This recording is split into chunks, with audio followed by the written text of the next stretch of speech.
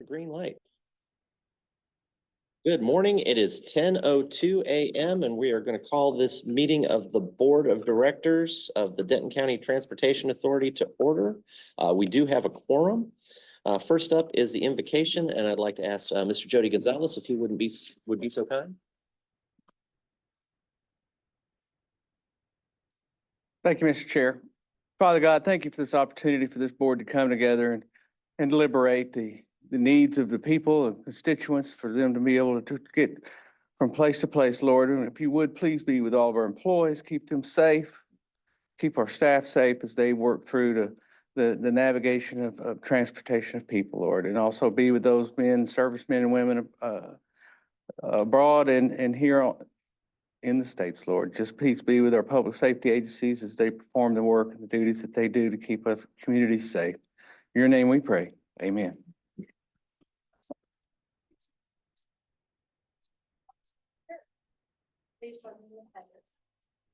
Pledge allegiance to the flag of the United States of America and to the republic for which it stands, one nation, under God, indivisible, with liberty and justice for all. Honor the Texas flag. I pledge allegiance to thee, Texas, one Savior, under God, one indivisible.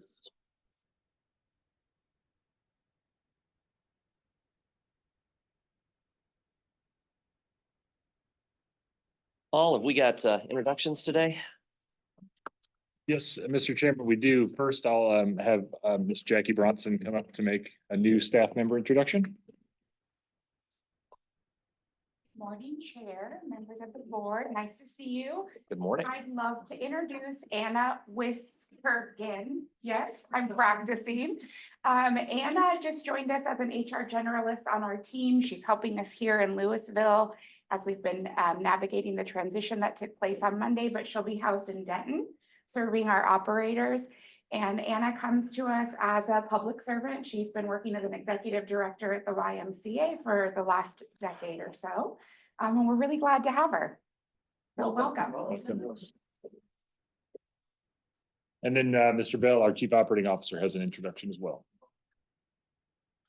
Greetings, Mr. Chair and members of the board. It's my honor and pleasure to introduce to you Mr. Melvin Barkley. Mr. Melvin Barkley is filling the role of the Director of Bus Operations. He comes from us for the City of Detroit Department of Transportation, where he was Director of Operations there for their system. He's got a breadth of experience in public transit, and he's definitely going to help bring some quality to what we're looking to build here at DCTA. So, Mr. Melvin Barkley. Thank you, Mr. Chairman. Thank you, sir. Should we have any public comment?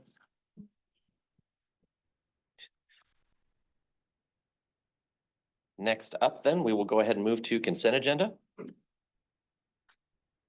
Board, if there's anything that you would like to pull from consent agenda, please speak now or forever hold your peace. Otherwise, I'll entertain a motion. Move approval. I have a motion. Do I have a second? Second. I have a motion and a second for approval of the consent agenda. All those in favor signify by saying aye. Aye. Aye. Opposed? Consent agenda passes. Regular agenda, and we're going to take a quick pause here. Item 2 had a Scrivener's error in the posting, so we're going to have to pull item 2, and we'll come back to it next month, which was the trip conversation.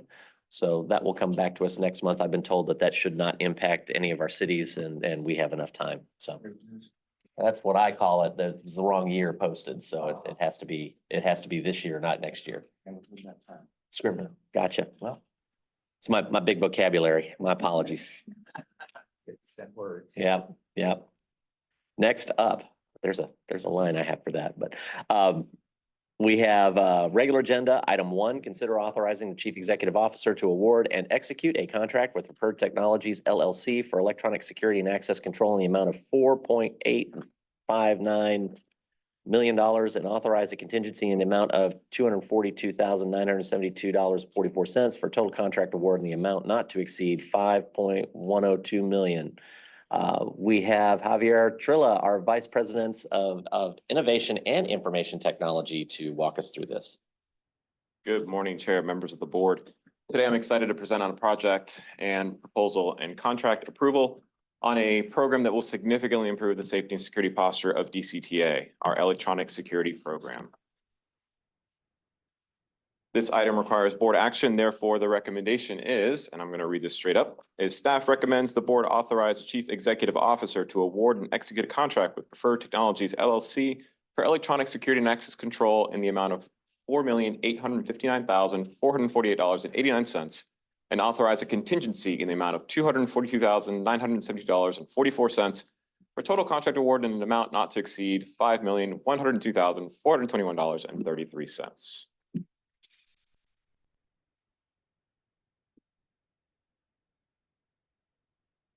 Okay. As a brief overview of the electronic security program and what we'll be approving today, the overall program consists of a centralized access control platform, single badge access for all facilities and locations, network surveillance cameras, as well as the associated storage devices for all our facilities, including DCTA's administrative offices, our downtown Denton Transit Center, our rail and bus operations facilities, our A-train station platforms, A-train rolling stock, our train vehicles, as well as our fixed route fleet and paratransit fleet and our Gillig buses and cutaway vehicles. Included in this program as well is a unified single pane of glass software platform that unifies both access control and our security camera systems into one software platform. More to come on that later. A new security operations center that will be located at our rail operations and maintenance facility that will have the ability to display all our access control and network surveillance. And then also part of this program, but not included in this particular approval today, is our passenger signage that is going to be located at our A-train stations. This particular portion of the contract will be awarded to a different vendor to be selected at a later date. Important to call out that this program also does satisfy requirements set forth by the TSA from a previous Homeland Security assessment that we had in the 2010s. When you last saw this particular slide, it was in our February IT update meeting. At that point, we were going through the request for qualifications period where we finished the evaluation at that point. Since then, we've been working with a vendor that did propose during that RFQ process and that we identified to be a participant in the Texas Department of Information Resources Cooperative Contract Program. Since then, we've been working with that vendor to scope the project, create preliminary designs based off our electronic security assessment that took place in 2023. As well as coming up with the project scope, proposal, and project management timeline.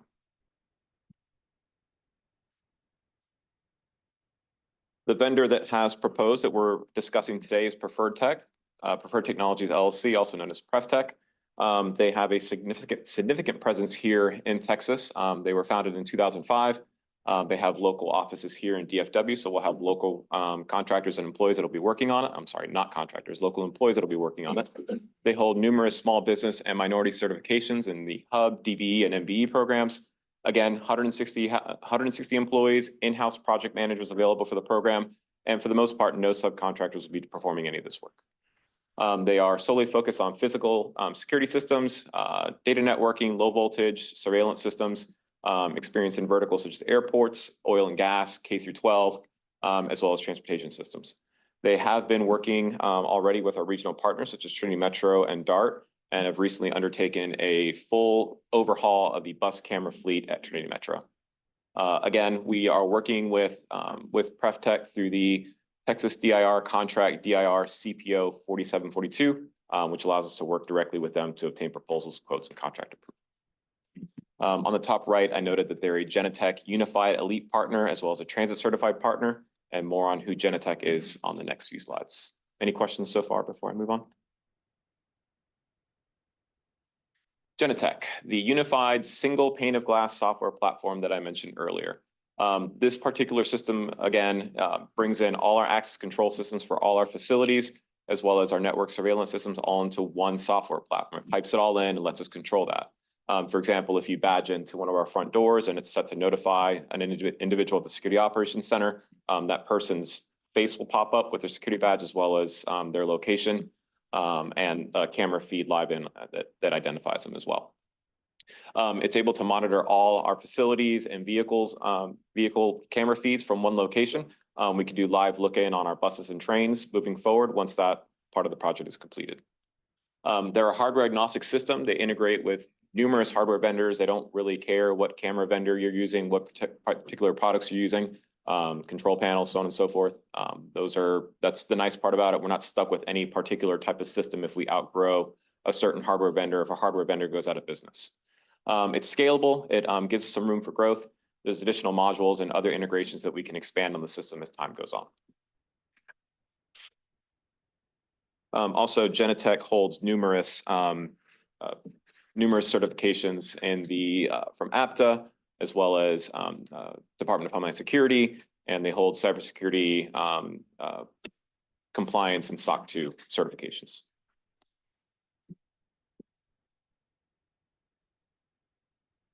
This is a quick snapshot of some of the hardware that we're proposing on installing on our system. We'll primarily be using cameras from Access Technologies or Access Communications. We'll be using panels supplied by Mercury and HID access badges. And then I did mention that Genetec is a hardware agnostic platform, but they do create some transit-specific products such as ruggedized network video recorders in the far right. And they do brand the server hardware that we'll be using for storage. We're looking at about 30 days of retention for security camera footage and over 1.2 petabytes of storage space. So we'll be significantly expanding our current storage. Overall, the program consists of over 50 card and badge readers and all the associated door hardware to update all our facilities, and a deployment of over 600 cameras at facilities, stations, and vehicles. A little call out on this, some of the access technology that we'll be using actually reduces the physical camera count and licensing count, saving us some money overall. The initial electronic security assessment that was performed by AECOM in 23 suggested over 700 cameras. We reduced that camera count by over 100 just due to updates in technology that have been available since then.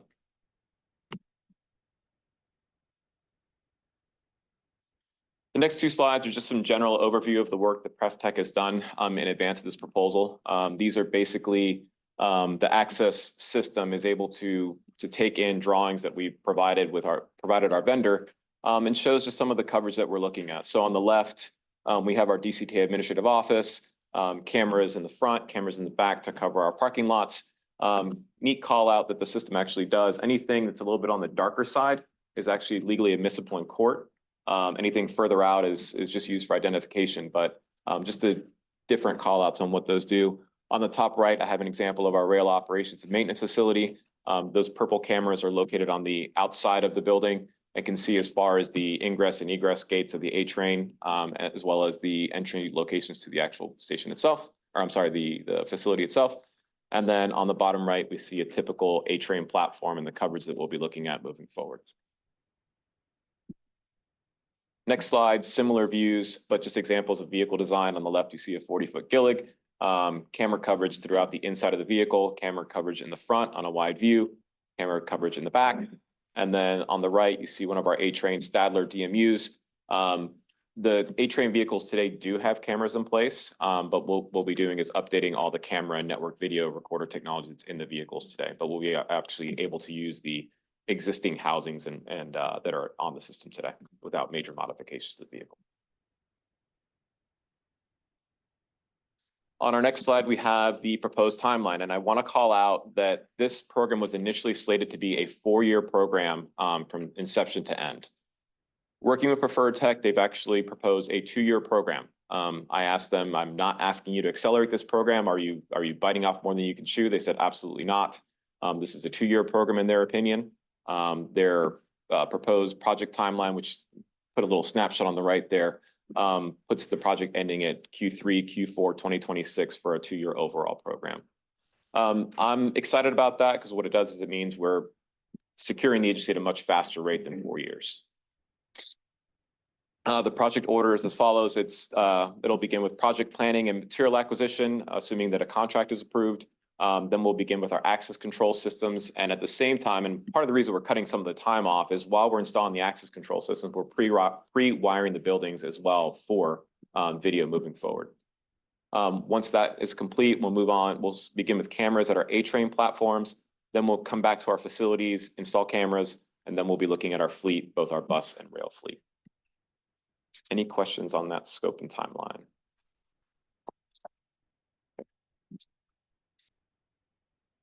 On this next slide, the proposed budget and estimated costs. I'm going to start from the bottom and just note that in FY24, we approved this as a $5.7 million approximate contract. So that's what we're working off of.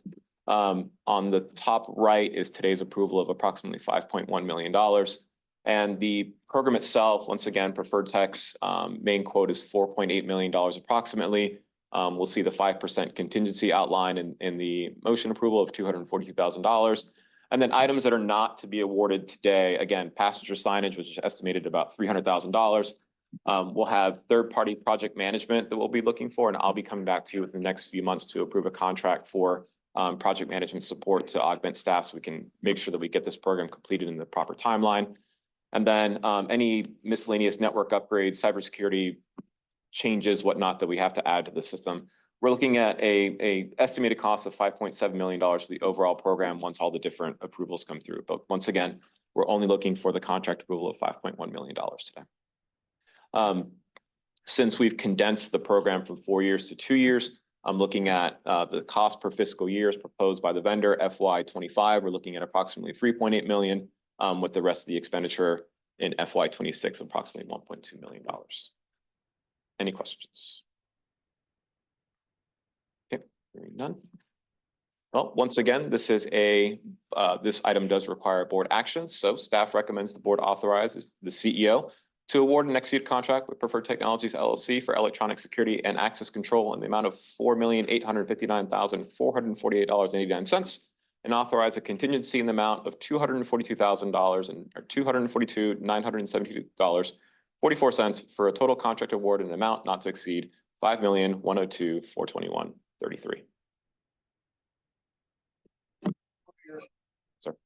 For the passenger signage, is that the LED TVs and Yes. things like that? And those will be integrated so you can have control over those for severe weather or Yeah, we'll be warnings able- or notices or the anything goal- for yeah. people on platforms, right? Yes, so the Okay. goal is to have a central content management system in the background running it. So we'll be doing more than just like the next train arrival. We'll be able to do advertising if we so choose in the future, service changes, alerts.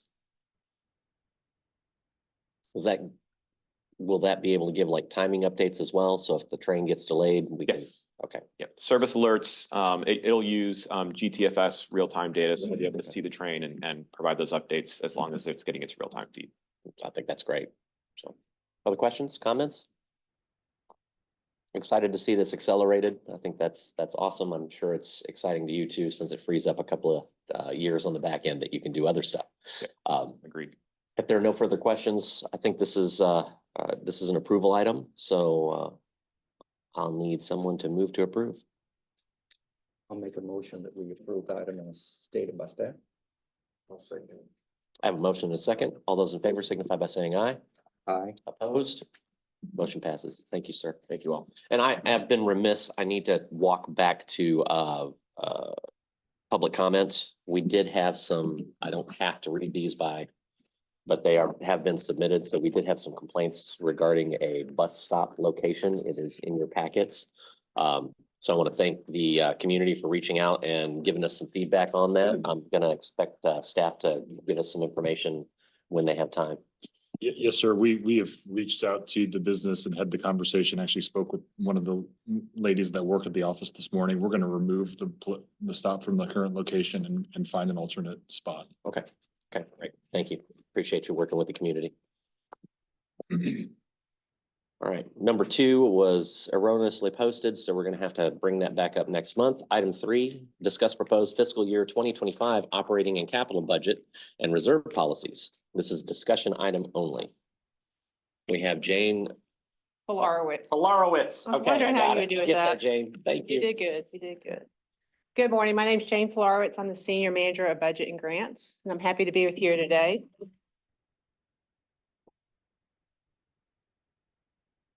Today, I will walk you through a few different things. One is the budget summary, and that'll be any changes that we had from the June board meeting. There's very few of those. We also will walk through the change in net position, the capital, and then we'll spend a little more time talking about TRIP for FY25, in addition to digging a little further into the long-range financial plan that we have set up for FY25 through FY36.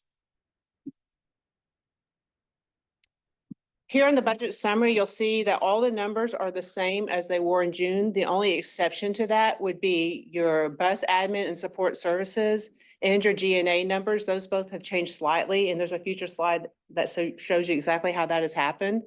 In addition to that, the capital number has increased slightly, and that's exclusively for the reason that Javier just mentioned, the 4-year program moved into 2 years, and you'll be able to see in capital how that funding has changed. It also was in the slide, but you'll see the same thing in the capital spreadsheets that are coming up on a slide here as well.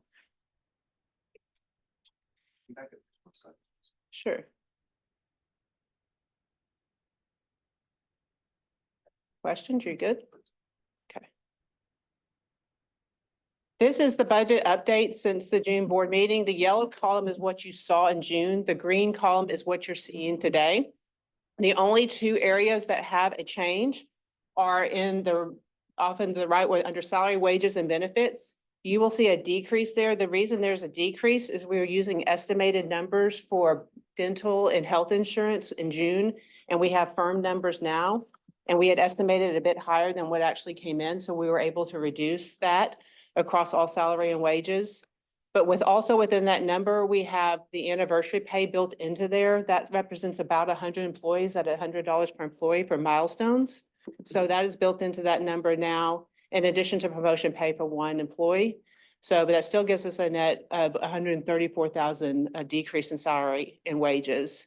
And then the other is an increase of 11,400 under employee development. The reason for that is there's some registration fees that came about in June for the CEO for chamber events, Frisco Chamber, things like that, that we wanted to make available for the next year. That was new to this year. We want to make available next year. And so we built that in addition to there's some training support that we've identified that we would need in FY25. So we built a bit into that for an increase of 11,400, but overall decrease is 122,000 to what you saw in June. Any questions on the changes since June? All right, this is the change in net position without depreciation. Again, everything is the same as what you saw in the Jane, June. really quick, Okay. just to point out that everybody's got these at their place if they want to Oh, see yeah, it and thank have a you. copy in front of it. All the things that she's going through. Especially once we get to the long-range financial plan, it's a lot of numbers, and so you might have that handy when we get there. I blame Sherelle for tiny font. Well, she loves her. So I'll tell her you blamed her as well when she gets back from Barbados. I'm sure she's quite worried right now. So changing that position, net depreciation. Again, these numbers are identical to June with the exception of two categories. One is GNA and the other is bus operations. GNA has gone down a bit and bus has gone up a bit. There's two reasons for that. One reason is because we had built in the customer service department into a 150 account, which is a GNA account.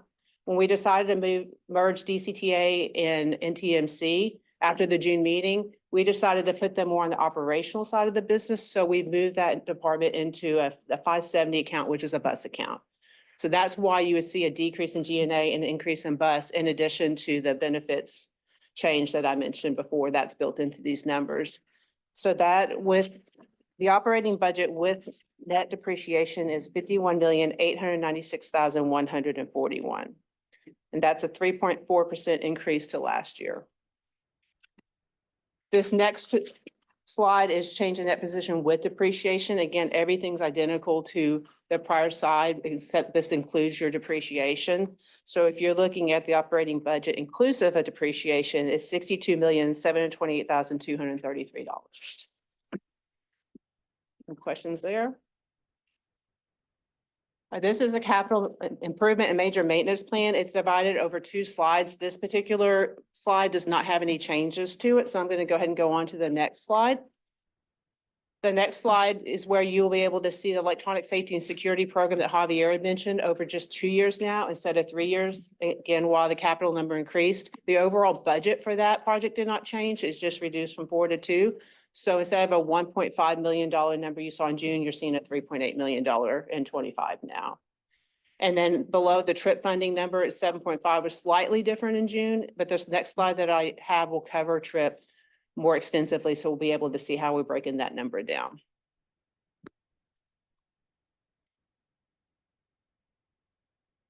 All right, here's a trip slide. And I kind of look at this slide in 3 different sections. We'll look at it top left where it says reserve fund policy, then we'll look over to the right where it says unrestricted fund balance, and then we'll go down to that kind of gray chart there that says trip calculations. So starting off at the far left, those are simply our reserve fund policies that have been designated by the board of money that we set aside in reserves. And I can kind of explain how those are derived as a reminder here as we get further into this slide. When you look to the right, you see the unrestricted fund balance table there. That's something new that we've added this year and something new we've added to our calculation. So to start off with it, you have the unrestricted fund balance of $116,429,184, less unused trip allocation. You see a range there. And the reason you're seeing a range there is when we had come up with a number in June, we went and re-reviewed this to prepare for this meeting. We met as a team, a finance team, and then we met with the planning team to derive how much we felt like to determine if that amount was correct. And what we found is when we were validating when we were validating this, we found an adjustment that was done in the financial system that we want to validate a little bit further to be positive that we have the exact right number, but we feel firm that the number is between the 27 million and $37 million. But we want to validate that that adjustment that we're seeing on the system is indeed the correct validation that we believe it to be. The good news is that between the finance department and the planning department, we completely agree on the amount of money that's been allocated to the cities from the beginning and then the expenses that have incurred.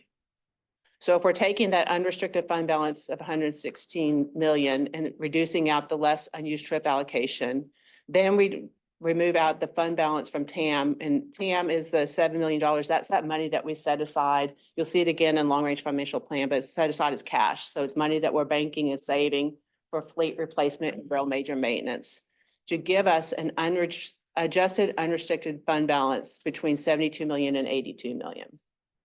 That then becomes the beginning number that we have in the chart below. From there, we are reducing out the reserves and the capital expenditures that you see in this blue circle here. Once we've done that, then we land on an available fund balance reserve between 39.8 million and $50 million. And then when you simply take 15% of that for the trip calculation, that's where we land on a trip balance of 5.9 to $7.5 million that will be available in FY25. Any questions on that? I know it's a little confusing. All right. All right, now we'll move into the long-range financial plan. And so you do have a copy of this at your space. So either we've broken it out here on the different slides to make it a little bit easier to digest, or you have an 11 by 17 page there. It might be easier to look at, or your device. I got my slide numbers messed up. I do have a question if we can go back on the trip. I just want clarity because I believe we're doing it right now. Yes. But this is a change from what was happening before. Is that correct? That's correct. So the reason it would being is that we had in the past, I believe the entire unrestricted fund balance was being used, but then we realized that, especially since we started using TAM this current year, that's money that we're just sort of saving in the bank. And so it's earmarked for trip, or it's earmarked for fleet replacement. So it's not necessarily available. It's like encumbered in my mind. Right. And so we decided to back that back out to give us a true net available fund balance to work off of. Gotcha. And I think that was the intent of the board when we created TRIP originally. It's just that we weren't putting money aside for that capital. That's right. So as I've been kind of noodling this around, and Chris and I talked about this as well, I would like for staff, if the board's okay with this, when we're talking about setting aside money for capital improvement projects, TRIP is a capital improvement project if it's designed properly. And so when we set aside money for one capital project, that potentially reduces the opportunity for our cities to provide a capital improvement project through TRIP. So I think as a board, the conversations need to at least include the impacts to TRIP moving forward. And when we decide to take on a new capital project, or we want to have that conversation, we just need to look at those impacts all through the lens of these are all capital improvement programs. Because we would have the same conversation if I were doing capital improvement for buses, but it was going to reduce opportunities for rail. Right. Exactly. That's a good leeway too into what you'll see in the long range financial plan, because you'll see where we have capital projects planned out through 2036, but you'll also start to see where funding starts to get a little tight, depending on those kinds of things. And so. Yeah, and I think just to have the conversations when we start having that, as opposed to just historically in my head, TRIP has just kind of been fallout. You know, that we had really great tax years, so TRIP's a bonus. And I don't think we need to think about it as a bonus. I think we need to think about it as infrastructure. And that might mean we need to tighten up requirements for TRIP projects when we go back to review the projects at a later date or reinstate TRIP, because those conversations are coming. Yeah. But that's kind of the box that I'm hopeful that we can at least have that conversation, because I don't want to see TRIP go away. I think all of our cities are putting together great projects that are helping people be mobile and get connected to our systems. Right. So that's my 2 cents. Okay, thank you. Anyone else? Jane, could you again explain what does TAM again stand for? Transit Asset Management. In my simple idea, I just think of the piggy bank of money set aside for expensive things that we're just sort of holding in our piggy bank until we actually need them. And you'll see in the long range financial plan where we start to spend that money from the piggy bank. But yeah, Transit Asset Management. Thank you. All right, I'm not going to spend a ton of time on this particular slide because I'm going to talk about all of these things on the slides that are coming up, the next 3. But basically what you're seeing here is escalation assumptions for revenue and expenses, the key players that are in the long range financial plan, and then definitions of what those reserve policies are off to the right there. So we've divided this long range financial plan up into 3 different sections. The first section will be revenue and expenses. Second is capital expenses and revenue. And then the third section will be debt and fund balance. All right, if you look at the top left, when we numbered the rows, that was one of Paul's ideas, which was a great idea to make it a little simpler to find things. We start with the beginning fund balance, and that simply is the ending fund balance from the prior year. Of course, it's an estimate right now for FY25, but for years out, those are estimates based on ending fund balance becoming the beginning fund balance. Then you move down into the revenue sections. Under passenger revenues, we are anticipating a 1% increase year over year, starting in FY26 for the next 10 years. Contract services would be a 3.5% escalation rate. Down in the non-operating revenues for sales tax, we're estimating 2%. Operating grants at 1.94, which is a little bit of a unique number, but that's COGS number for our population growth that we're utilizing off of that. So we've gone with 1.94 increase there. Our investment income between 0.3 and 0.5, depending on the number of years out. And then other non-operating revenues of 1%. And as you can see, we're being very conservative in our estimates on revenue right now. And that's how we're comfortable right now. But when you go down to the expenses, you'll see salary, wages, and benefits at a 4% increase. Your outsourced services and charges, your materials and supplies, and other operating expenses each at 2%. And then purchase transportation is the 3% increase escalation for the years. And then if you're able to look off to the right, under 2035 and 2036, you see that we start to go negative on net income. And that's another reason where we have to be very conservative in what we're doing today to be sure that we don't go negative in the future. And so just placed on a conservative revenue and an inflation rate of expenses has caused us to see that in our long range financial plan, but all the more reason that this is so important to us as a staff and as a board and as an executive team to be looking more than 5 years out so that we can anticipate those needs and plan for them rather than caught off guard by them. Any questions on that section? What's your inflation rate that you're using? What inflation rate are you using?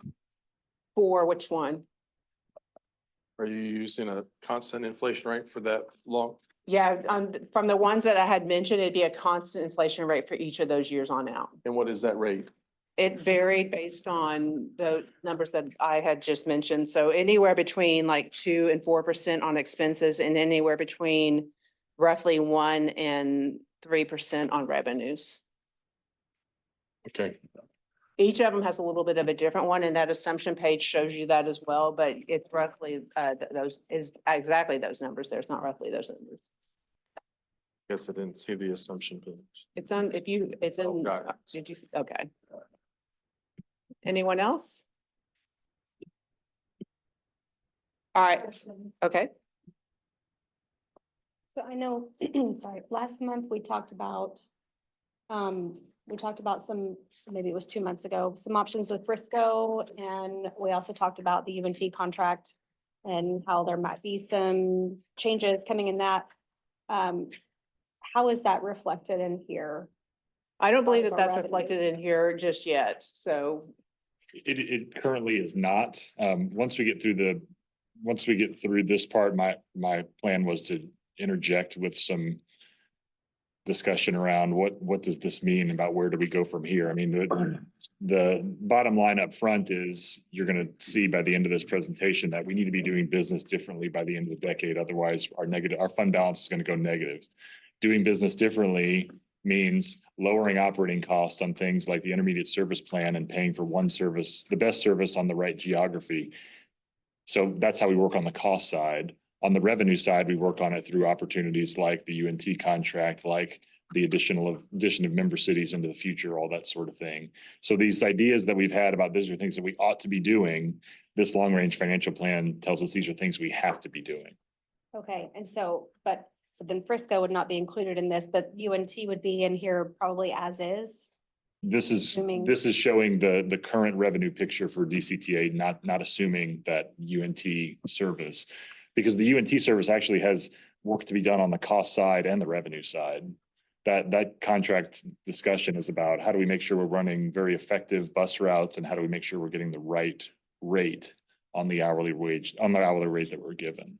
So UNT is not in here at all? No, the revenues that we have today would be showing up in the revenues that are in that picture, but we have not assumed additional revenues at this point. Yeah, okay, that's what I'm asking. Yes, thank you. Yeah, we have not counted the sale before it happened.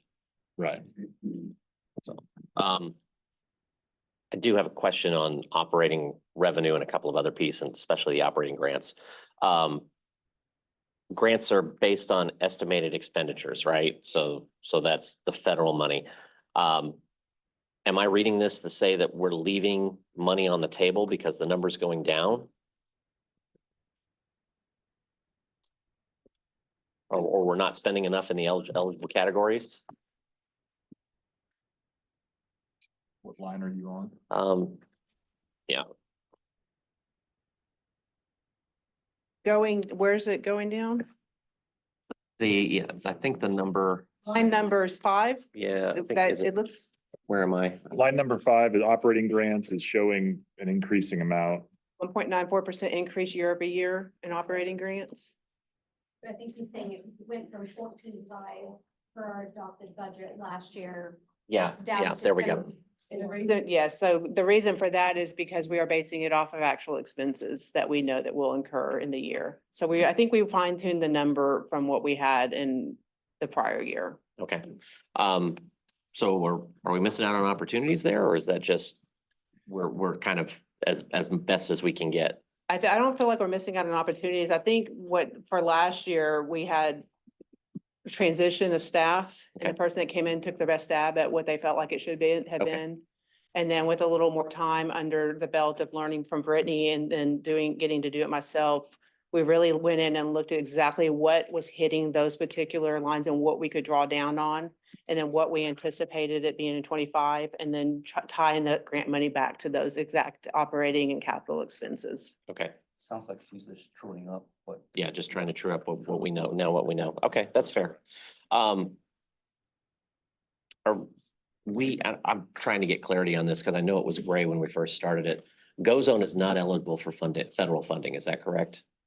We do draw down Go Zone through our 5307 grant, which is one of our operating grants. Okay, We're able to draw down their purchase transportation. okay. Mhm. So super, that does help. And the reason I'm talking about that is we do have that overlap that Mr. Christina just mentioned of services. So I think that's being able to get those more separate as quickly as we can, I think Yes. is critical to that. Because it's driving up the budget number. Okay, Anybody else on this one? All right, section 2 is going to be all capital. So if you will look at lines 19 and 21, that's that TAM, that's that transit asset management money that we've mentioned a couple times about what we're saving. So that out of everything between lines 19 and 30 is money savings, everything else is money going out. So those are the capital projects of expenses that are capital expenses. Under line 22, where it says major maintenance items rail, that's Rio's contracted estimates through the end of the decade, so through 2030. And then beyond that, you'll actually see off to the right there some 999 numbers. Those are not, of course, real numbers. Those just mean that we need to do work. It means as a team, we need to be working as a team to identify what those needs are from 2030 to 2036 and what kinds of needs will be for maintenance, for fleet replacement, those kinds of things. Because you'll also see a little further down that $15 million number over 2031, 2032, 2033, about midway into that category. Those are truly just estimates on trains. It probably won't be less than that, but it could definitely be more. And it's also an estimate on the year we think we would need them, but we're trying to estimate for when we would need to purchase rail cars. I think that's a good timing number because we're retiring debt. We'll be having our current debt paid off in that 31, 32 timeframe, right? Yes, that's So right. then we add in the cost. Yeah. Unless they're starting to give rail cars away for free. Not that I've heard of yet. Okay. So well, if I we'll do, work I'll on let you that then. know. And then line 32 is saying total capital outlay, major maintenance less the TAM. So what that's doing is that's taking out what we're saving to show you a number of true capital expenses without the savings. Then we get down into the capital sources. So line 34 is capital grants that are programmed. That's formula funds. You see $1,020,000 number fairly consistent in there.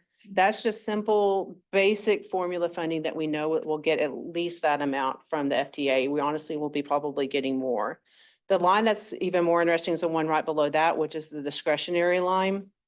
That is partially formula funding, but that's also definitely for us to be going out and seeking competitive grants. If you're looking at this version of the long-range financial plan, you'll see that it looks pretty solid for the next 10 or so years. But you have a version of this that shows it without those discretionary grants, with that coming out. And if you look at that, you'll see starting in 2031, our cash reserves go into the negative. So all the more reason that we have to be extremely conservative in how we are estimating our expenses. And Paul will explain this a bit more when we get a little further in, but also we need to really be looking at what we're doing with capital and how we're expending that money and seeking out additional revenue sources from other entities, whether it be through grants or through other services. I'll jump in here just to say, what we're attempting to do with the version of the long-range financial plan that Jane is presenting is showing you how we maintain positive cash reserves through the planning period. That is what led to the interjection of those discretionary grants starting in FY 2027, because the federal government has money available on a competitive award basis to help us replace and maintain buses, trains, those sorts of things today. In the future, they may not, or that picture could look different. So this is not a guaranteed approach, but it is an approach.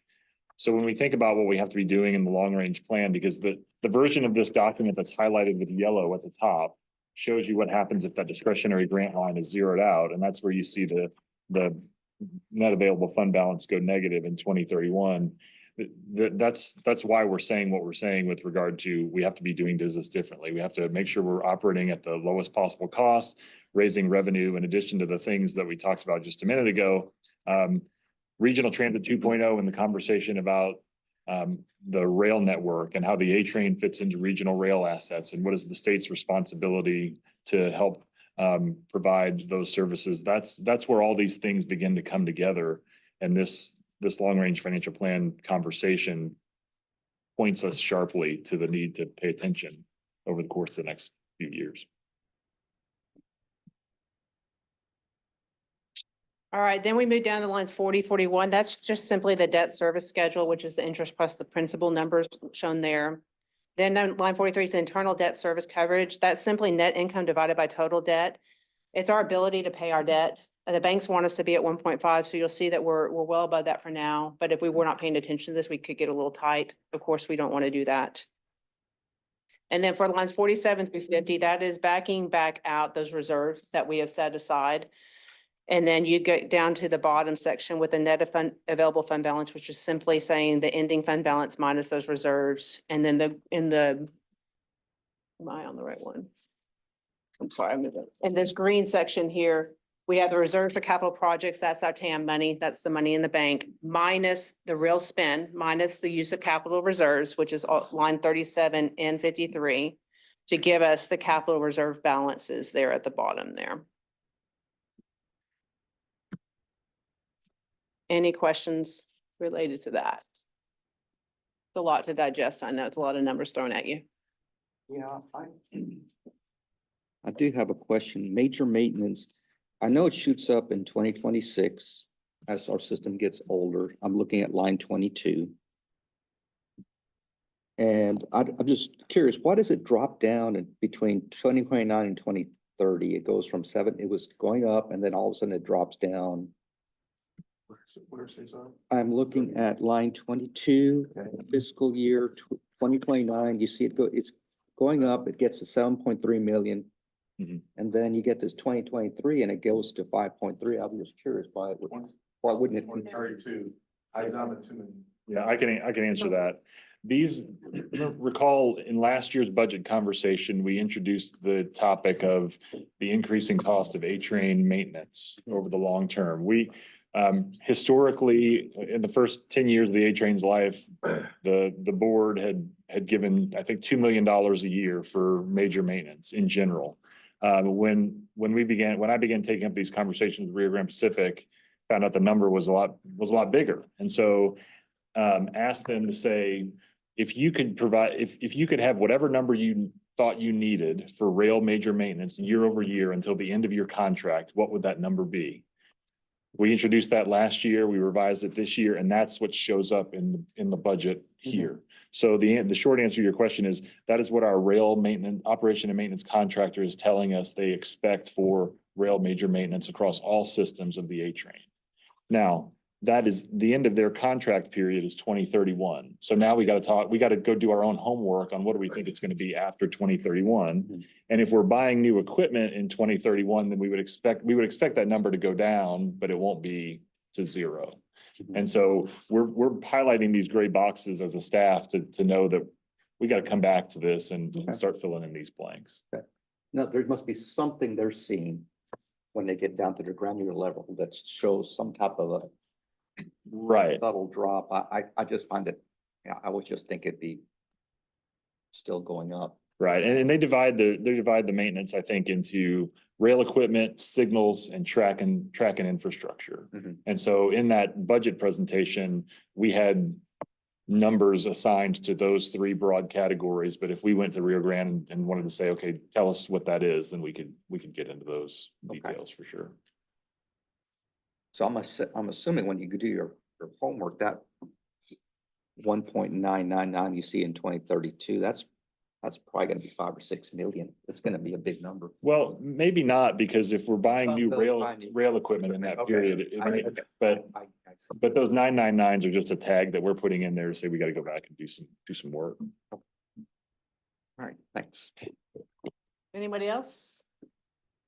And I'll just say one more thing related to that. So the way this process has worked with Rio Grande Pacific over the last couple of years, they come to us and say, we think the number for rail major maintenance next year is 5 to 6 million. Then we sit down at the table with them and say, okay, well, what's the risk if we don't spend this dollar this year, but we want to spend that dollar next year? And that's how we ended up with the 3.1 million that's actually in the budget for this year. And so it's a risk management process to just make sure we're spending the dollars that we have to spend to make sure there's no interruption to service.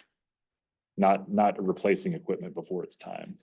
Well, I appreciate the near 50% reduction in risk management capacity there. Yes, sir. Other questions? All right. So next steps. So from today through August 9th, we will be updating any budget changes that are noted that we are aware of at this point. Then August twenty-second is when we'll have our public hearing to adopt the budget and have a budget vote. If we're not able to do that in August, we'll do that in September, but we feel pretty confident we should be able to do that in August. Then between August twenty-third and September thirtieth will be any final steps in preparing the FY twenty-five budget. And October first will be our new year. There's a note down there that's asking if we could possibly have a head start on some of the, starting to work on the software, the non-revenue vehicles, and some of the designing some of the positions. We would not start paying for that until October first, but we are gonna ask if we have board approval or board acceptance of go ahead and just getting the balls rolling on some of those things. That entails, that mean like beginning to advertise, getting to, I think it's beginning to advertise for Advertise. those positions in addition to beginning to pull the information together for the software and also for maybe more pinpointing the type of vehicle, because we know that vehicles have had or do have still somewhat of a longer lead time. So being able to gather all of that information, start working towards that as if it was going to happen, but not spend a penny on it until October first, rather than wait until the approval on August twenty-second and then start possibly working. Then we were going to ask if we could get a head start now. Okay. If there's a comfort level in doing that, or if that was unsettled. Yeah, so that's I'm- up to the board to determine if, I mean, we can always change the head count. So we could have staff getting out ahead of it and then change the head count on them. But, I mean, that's the implication. So, I appreciate that we have multiple bites at the apple. Now, when you say a head start, are you asking for that direction today or? Is there objection to advertising for positions that could and those advertisements can always come down? Or is there objection to beginning to talk with vendors about the purchase of these non-revenue vehicles, or talking to the vendors about the stand-up of the software? And if we want to wait until August 22nd, that's perfectly fine. And we're not prepared to do any of these things tomorrow, so we have some spin-up that we have to do ourselves. As long as our council doesn't have any objection, I don't have any objection either. Is there no concern with that? I don't have a problem doing as the mayor said. As the mayor said, obviously we have ultimate control over that, but I don't mind us having some conversations with that. And I think this is not gonna be a turbulent budget year, but I don't want us to set up, and I'm okay if I want to, I guess, post the positions, but I don't want us to get into necessarily a routine habit of doing stuff without prior adoption in Yes, sir. future years. I don't want future, because we may have a year where it's really divided, and here we are. We've always done it here. We've always advertised beforehand. So I don't want us to get into much of a custom about that, because it may not be always the spirit of unity. And I don't want to set a custom that that's something we do. Does that make sense? That makes sense. Yes. That might be my biggest concern is that, or staff using it as a hammer to come back on the board and just say. Correct. We have some good applicants and we want to do it. Yeah. But I also get, everybody lets everything on October 1 and it's just a morass of competition in that, but yeah, that's fair. All right, I think with an asterisk, I'm hearing that you have some consensus from the board. Thank you.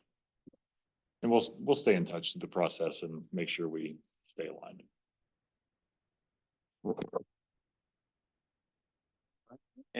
Any other discussion on that?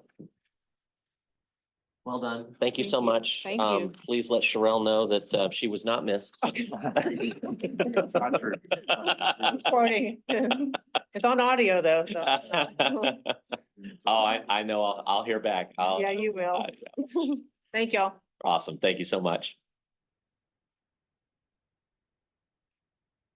All right, item 4, discuss the update on the implementation of the intermediate service plan. And we have Austin Frith, our Vice President of Planning and Development.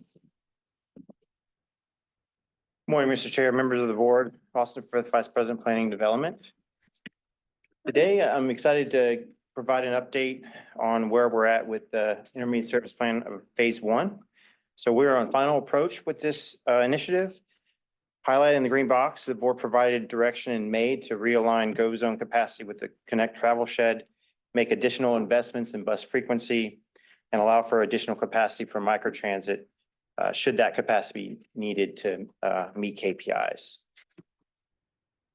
With that board direction, we adopted a three-step approach. Executing phase one of the ISP, step one increases that frequency on Connect. Step two implements phase one of our bus stop infrastructure plan that includes 18 new stops, 16 of those being new locations and 2 of those being reinstated. And finally, step three, the relocation of microtransit capacity within that 3, 6, and 7 travel shed to other areas that are constrained within the member cities. As we plan to implement an increased frequency on Connect, there were several items that had to be aligned with the additional frequency. First, and quite frankly, the most important is input from our operators. The ISP implementation team has been working closely and very hard to make sure the operators are communicating and coordinating closely when it comes to any and all service changes. We have facilitated 2 route committee meetings where we shared information with the new routes and schedules in an effort to gain any additional feedback to make their routes and schedule better, which in turn we feel will pay dividends in making our riders' experience better. We plan to continue having these open dialogue sessions on a monthly cadence. And then we are in the final stages of schedule refinement and rosters being selected.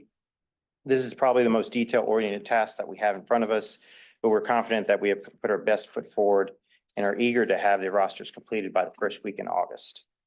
This will align drivers to the appropriate buses and routes, ensuring there's enough time allotted for shift transitions and breaks. The team has been busy finalizing the implementation of the bus stop infrastructure plan, where again, we are going to implement 18 new stops along the Connect bus network. We have facilitated 3 operator outreach open house days where we communicated our plan for the 18 new stops and solicited feedback in an effort to make the locations of the stops the best experience for both the operator and the rider. We submitted the design plans for the stops to both the city of Denton and TxDOT last month, and we have received approved permits for the stops that fall within the right-of-way of TxDOT, and we received recently a approved license agreement with the city of Denton for the stops that fall within the city's right-of-way. Happy to announce construction has been completed on Route 6, and we anticipate construction on Route 3 and 7 stops to start within the next week. The final step of this ISP is the realignment and redistribution of microtransit within the Connect network, quarter mile travel shed. We have submitted a new microtransit boundary based on lessons learned from previous implementation efforts, and we have been sensitive to points of interest, walkability, and accessible routes as part of our creation of this new boundary line. In regards to rider experience, GO Zone is in the final stages of the application refinement to include the new fixed route buffer. We have been working closely with VIA to integrate better communications at the upcoming fixed route change, and we are currently investigating opportunities to provide real-time bus tracking via the transit app, so bus riders have a similar real-time information experience for the bus as they currently have for GO Zone. And finally, our operations team continues to monitor performance, and we will continue to keep a close eye on KPI and make any necessary adjustments to capacity as the need arises for each member city. So as mentioned in the previous slide, we've been working closely with VIA on the user interface experience and what that would look like for riders that request a GO Zone ride within the buffer area after August 19th. As you see here with the GO Zone app today, the riders provided 2 options if they request a ride that falls within both the GO Zone and fixed route service area. GO Zone today is the primary option, while the app showcases other public transit as another option. So as we transition to August 19th, the same rider will be provided only 1 fixed route proposal as the most efficient journey for that rider for their destination. The rider will be provided a message about why the GO Zone proposal was not provided, as it was not more efficient. Finally, the intermediate service plan would not be successful without a solid public communication outreach campaign. The marketing and communications team has led an extensive campaign theme development, creating multiple engaging graphics to be deployed through multiple channels of social, digital, and print media. 2 main focus areas were devised through this ISP campaign. One was centered around communication for the investment of increased frequency and new stops on Connect. As you can see on the top two graphics with the simple message of more buses, more stops every 20 minutes. The second focus area was around driver recruitment. As we mentioned earlier, operator recruitment was a key element to the launch of ISP Phase 1. This hiring campaign was centered around the slogan of "Take the Wheel" and promoted the benefits of driving with DCTA and being part of our amazing team. We envision the Take the Wheel campaign will allow DCTA to continue to attract the best talent in the industry, even after we launch this phase of ISP. Yes, sir. I'm assuming that anything that we're seeing with a QR code is a print collateral. It's not a digital collateral. Is that right? That is correct. Okay, because Yes. one of my biggest Yes. nits is when I get on the internet, I'm on my computer and there's a QR code. I'm like, what am I supposed to do? Pick up my phone and scan my computer? I'm already on the computer. Right. So if it's not that way, I would highly encourage that digital assets not have QR codes because I can literally click the button. Right. So Yes. anyway, that's all. Yep. I know. Just- Right? Wait, I gotta get my other phone so I can Yeah, scan it. exactly. Noted. Thank you. Okay, so quickly we would transition to driver recruitment. We are well on our way to filling the operator roles needed to successfully run our new network service. The decision to invest and enhance in recruitment on the operator front through the wage increases and enhanced benefits has paid dividends for us. Earlier this month, we had 14 openings for the operators. As you can see here in the chart, we have an aggressive but achievable plan to get to the 62 drivers required by the middle of next month. As far as the August 19th date, or sorry, middle of September, as far as the August 19th date, we have identified additional existing operators to cover the remaining gaps in the interim while we fill those last roles by mid-September. And then I am happy to announce that we're on target for the August 19th launch, the first phase of our ISP. Finish line is in sight, but we have several items that we'll be closely monitoring in prep for that launch date. Operator recruitment, again, will continue to be a major focus along with finalizing the training of the additional drivers that are needed. We will be closely monitoring progress of the implementation of the 18 new bus stops along the connect routes and be providing extensive QA/QC to ensure they're installed per location plans and specs. We'll be working with VIA to ensure seamless transition of the Go Zone app functionality within the buffer zone, along with continuous monitoring of that capacity within the member cities. And finally, social media blasts and outward-facing communication through our app, website, and in print media will be implemented to promote our service enhancements. And that is our update. Happy to answer any questions. Any questions? Also, I've got a couple quick ones. Yes, sir. So 819, bus frequency goes to 20 minutes. Yes, sir. Okay. When does the larger geofencing kick in? Is that 819 as well? Yes, sir. That's the plan. And then what is the plan for studying that movement and then either reducing Go Zone spend or reallocating Go Zone spend to other parts of the network? So our plan is once A19 comes, then we'll be monitoring week over week that performance.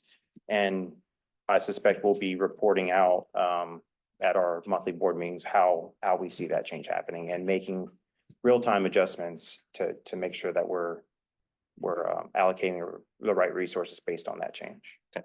Yeah, I think it happens simultaneously. We start with the plan to shift and then kind of do the monitoring like Austin is saying. Right. Yeah, I mean, I'm super excited, but that's right there as long as we're watching, because that's the lever. Yeah. And now it helps us to maybe deal with some of that spend side that we were looking at in the budget just a little while ago. Mr. Smith? How's this been communicated to Denton City Council? I've got a regular forum with our city manager in Denton and Mayor Hudspeth, and then I've got an update to the Denton City Council in a working session here in the next couple of weeks. Also, every time I've ever been to the Denton City Council, we've talked about the intermediate service plan. So I feel like we're pretty well covered there. Yeah, it's a potential we're taking away. I get it. So. And the other thing that I'll say is August 19th, this goes into effect. August 20th, we're focused on phase 2, which would be a service date of summer of 2025.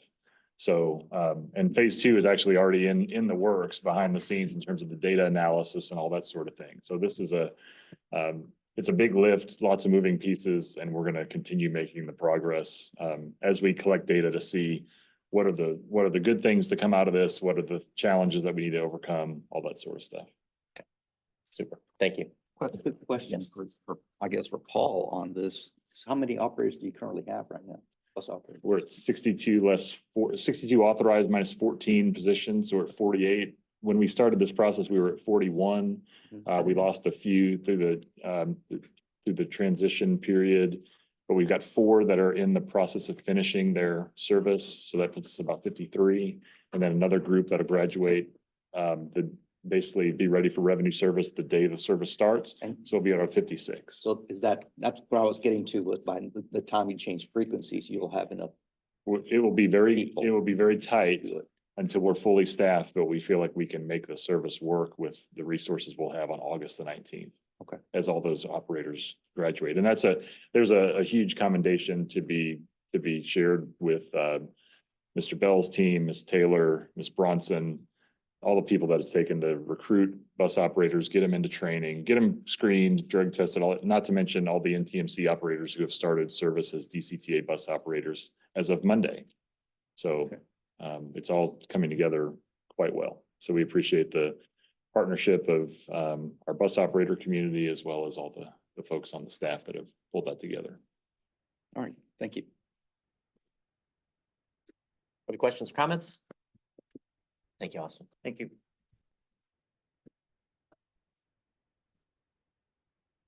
All right, next one up is discussion of local and regional updates and legislative issues. Board of Directors and DCTA staff. What do we got, guys? Anything? We're near the finish line. It could be, it could be. So this is not community interest. That's a little bit later on, but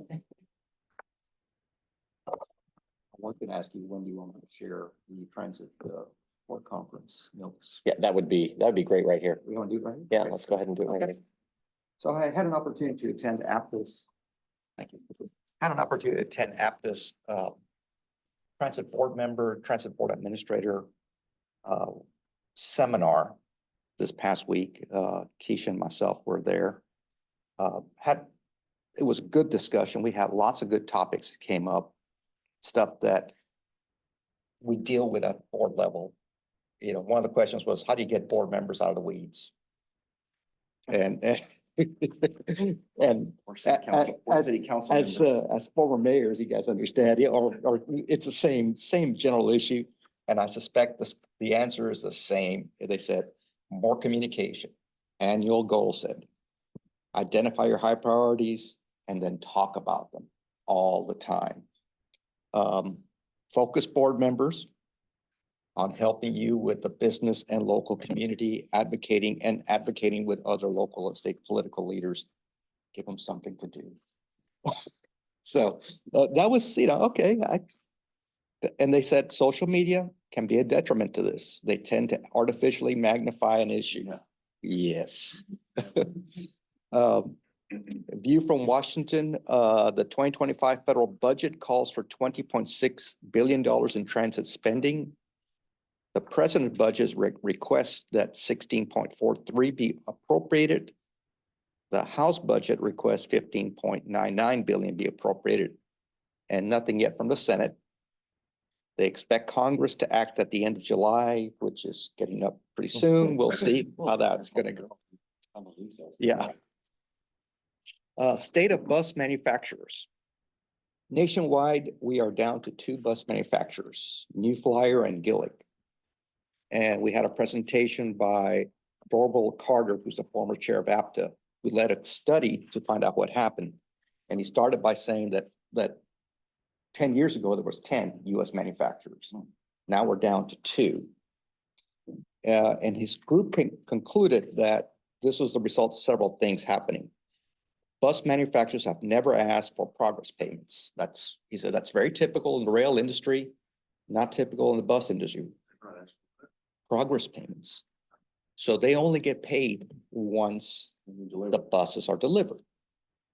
Apparently that wasn't a problem in the past. Manufacturers would cover their cost of materials and labor during the production cycle, and that was okay when it only took a few months to deliver buses. He said what happened is, and he said, and that was also okay when inflation was under 2%. He said, but then the pandemic hit. And then this ridership drop across the nation, a lot of transit agencies cancel orders. So manufacturers were stuck holding buses that they were building, couldn't be sold. Then new orders came in, they couldn't get people and they couldn't get parts. And then their production cycle went from a few months to almost 2 years. And then inflation hit 15% or more on the stuff they were buying.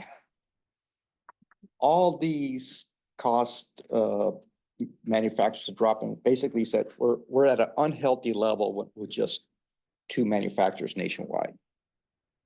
So what they recommended, they had a couple of recommendations. One was that transit agencies consider going to progress payments,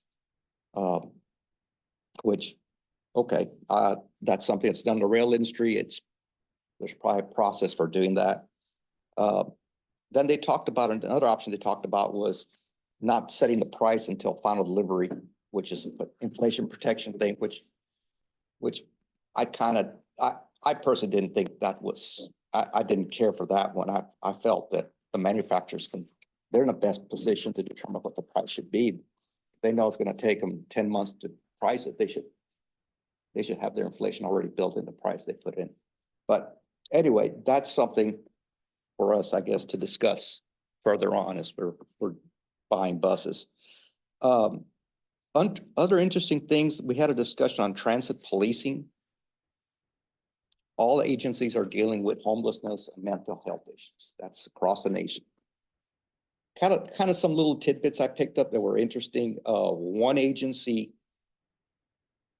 experimented with a policy of leaving their elevators on their transit stops open. So that's policy, the practice is it's closed. Well, if you go to any of the DART stations, if you go to one in Carrollton, I mean, those bathrooms, they're bathrooms inside. That's what they turned into. What they discovered when they piloted this in one of these California transit agencies, that issue went way down because the elevator doors were open and you don't have a place to privacy. You don't have privacy.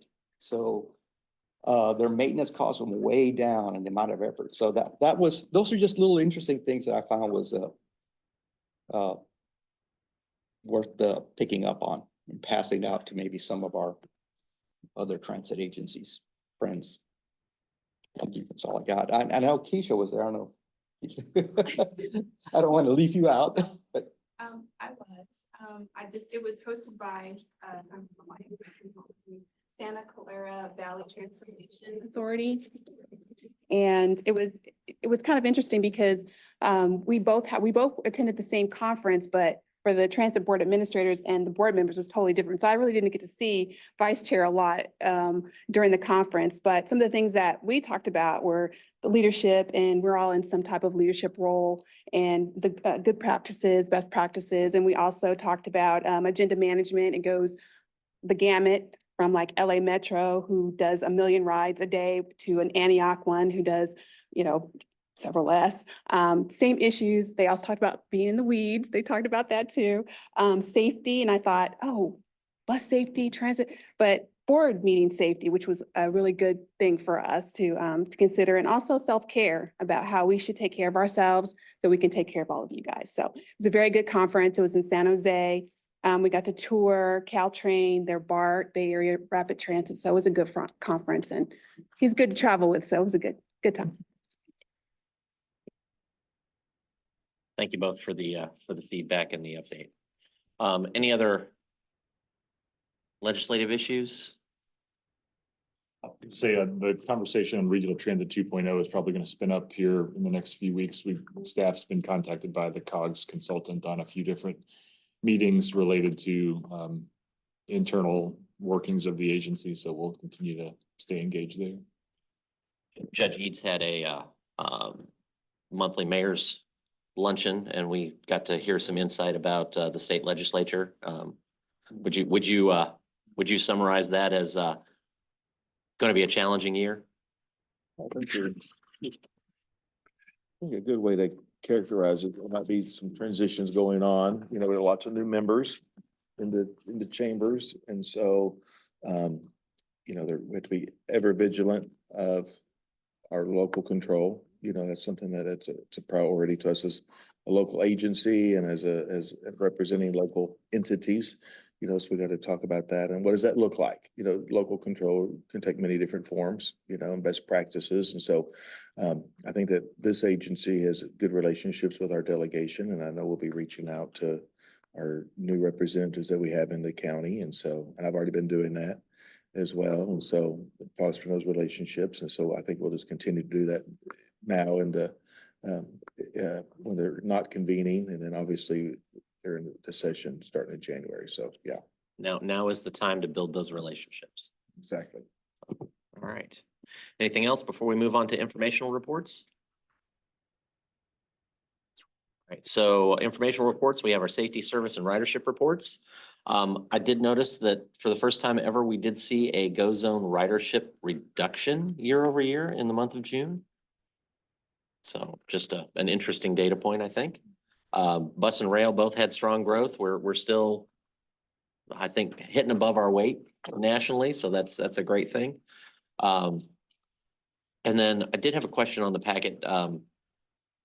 We saw non-connect had a 40% decrease year over year. What move shifted? What do we attribute that to? That non-connect fixed route is the service that we have between Denton and Alliance. It's very infrequent, and the ridership demonstrates that. The reason that route stays available, in my opinion, is because we've seen Trinity Metro and the COG work together to get a more robust service from downtown Fort Worth to Alliance. I think that provides a springboard for us to look for more robust service between Denton and Alliance, and it's really a regional connection that we have not taken the step of stopping it until we figure out what the future of it is, but it's something to be taken up, I think, in our long-range service plan conversation. And then I want to just quickly point out that seat availability and wait times went down even further in June. So thank you to staff for being responsive to that. All right. Do we have any future agenda items or board member requests? Hearing none, of course, our next board meeting is August 22nd. We'll go ahead and move into reports on items of community interest. I don't think we have any closed session. No, sir. Awesome. And I have one community interest item that I'll share at the end of the board members' time. Sure. Mr. Smith, we'll start with you. Anything? All right. Nothing? Dan? I have nothing to report. Cesar? No reports. Anybody else? All right, no reports. If I may then? Yes, absolutely. We've been working with a company called Mixed Media Creations, who's been helping us get ourselves oriented around a marketing communications plan, that sort of thing. You've seen some of these work products through the advertisements going into the intermediate service plan. They produced a recruitment video for us as we engage with them on a monthly basis, shooting B-roll footage and all that sort of stuff. So we wanted to share with you this recruiting video that's going to be posted on our website, and it really highlights a good news story about what's happening at DCTA right now. So Aaron, if you could roll that.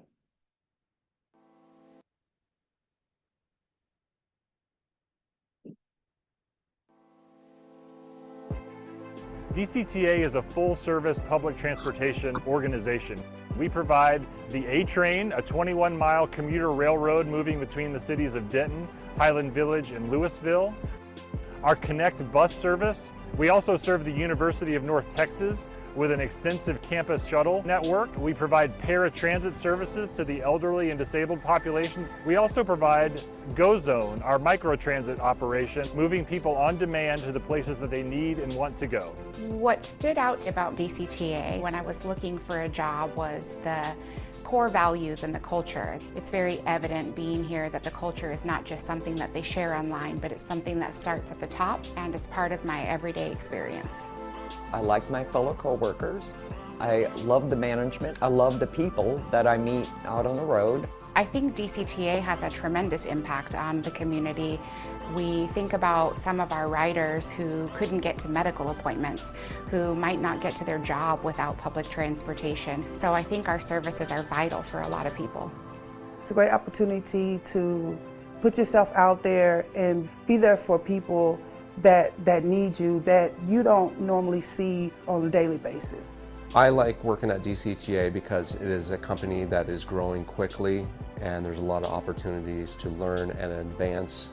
DCTA, I think, does a really good job of supporting growth and development, from tuition reimbursement, specific education in people's roles, looking at high-performing individuals that might be ready for the next level of their career. I started as just an operator. I moved into supervision. They cross-trained me here. There's many different ways you can go up in the company.